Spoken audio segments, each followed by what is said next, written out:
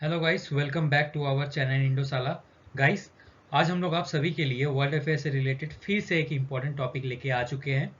जैसा कि आप सभी लोग जानते हैं कि कुछ महीनों से इसराइल और गाजा दोनों ही देशों के बीच युद्ध छिड़ा हुआ है एंड इसी को लेकर कई वेस्टर्न एशियाई कंट्रीज इसराइल से नाखुश थे एंड उनके बीच कॉन्फ्लिक्ट बने हुए थे। ठीक उसी बीच खबर आती है कि ईरान की तरफ से बीते शनिवार के दिन इसराइल टेरिटरी पर मिसाइल अटैक किया गया। आखिर ऐसा क्या हुआ कि इन दोनों देशों के बीच अचानक से युद्ध की स्थिति पैदा हो गई? आइए आज की वीडियो में हम लोग जानते हैं। तो आइए सबसे पहले हम लोग समझते हैं कि आखिर दोनों देशों के बीच युद्ध की स्थिति बनी कैसे।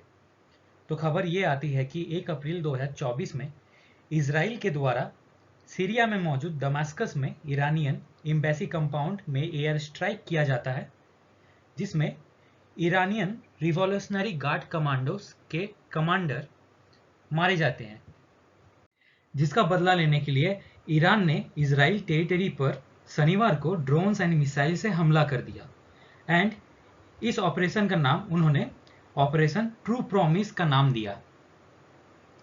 हालांकि इजराइल का दावा है कि 99% मिसाइल्स उन्होंने हवा में ही इंटरसेप्ट करके हमले को नाकाम करने में सफलता हासिल की है। वहीं पे अमेरिका ने भी इस हमले की कड़ी निंदा की है। वही हमले को अंजाम देने के बाद ईरान ने इस हमले की पूरी जिम्मेदारी ली है एंड कहा है कि अगर इजराइल रिटेलिएट करता है तो वो इजराइल पर इससे भी ज़्यादा जोर से प्रहार करेंगे। जैसा कि आप फिगर में देख सकते हैं कि इसी रूट के थ्रू ईरान के द्वारा इजराइल पे ड्रोन से मिसाइल अटैक इजराइल की टेरिटरी पे किए गए। आइए समझते हैं कि ईरान ने आखिर इजराइल पर हमला किया क्यों और यूएस का इस पे क्या रिस्पॉन्स था।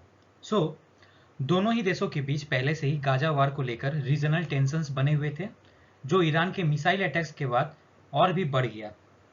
यूएस प्रेसिडेंट बाइडेन ने भी इसकी कड़ी निंदा की एंड इजरायली पीएम नेतन्याहू से इजराइल सिक्योरिटी को लेकर चर्चा की।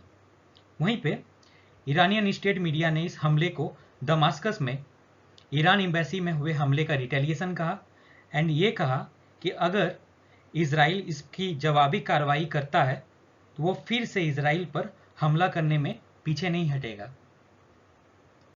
आइए अब हम लोग मैप के थ्रू समझते हैं कि ईरान ने इजराइल में एयर स्ट्राइक कहाँ किए एंड उनमें से कितने स्ट्राइक सक्सेसफुल हुए और कितने स्ट्राइक एयर में ही इजरायली डिफेंस फोर्स के द्वारा इंटरसेप्ट किए गए। Strikes that reach the ground, उनमें से है जहां जहाँ पे स्ट्राइक्स ग्राउंड को रीच किए वो है Golan Heights, Arad region, Nevatim airbase और इजरायली एयरबेस। यहाँ पे सक्सेसफुली ईरान ने एयर स्ट्राइक किए कंप्लीट, जो कि ग्राउंड में रीच किए उनके एयर स्ट्राइक्स। वहीं पे रमाल्ला, जेरूसलम, अम्मान एंड डिमोना जैसी जगहों में इजरायली डिफेंस फोर्स के द्वारा सक्सेसफुली इन एयर स्ट्राइक्स को एयर में ही रिटेलिएट किया गया और उन्हें नाकाम कर दिया गया। आइए अब हम लोग समझते हैं कि ईरान के द्वारा इजराइल पर किए गए इस एयर स्ट्राइक के बाद वर्ल्ड लीडर्स का क्या रिएक्शन था। अमेरिका के प्रेसिडेंट जो बाइडेन ने अपने ऑफिशियल ट्विटर हैंडल से स्टेटमेंट रिलीज किया और उन्होंने इस हमले की कड़ी निंदा की और अपना पूरा सपोर्ट इजरायली डिफेंस फोर्स को दिया और उनकी ब्रेवरी के लिए उनकी सराहना की।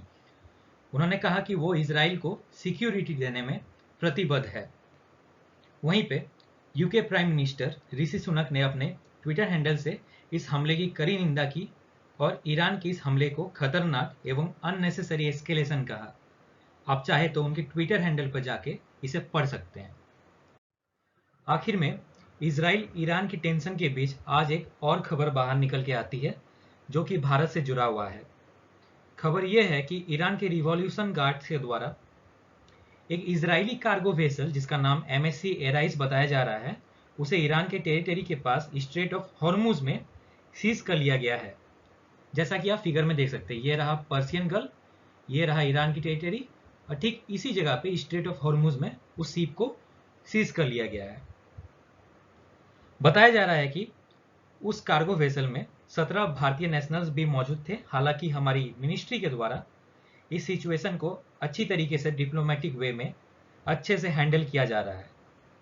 हमारी आशा यही रहेगी कि सभी भारतीयों को जल्द से जल्द भारत वापस लाया जा सके और साथ ही इजराइल एंड ईरान दोनों देशों के बीच जो जंग का माहौल छिड़ा हुआ है वो जल्द से जल्द बातचीत के थ्रू सुलझाया जाए, क्योंकि अगर युद्ध की स्थिति और भी गंभीर होती है तो इजराइल ईरान के साथ साथ पूरी दुनिया इससे बुरी तरह प्रभावित हो सकती है दोस्तों।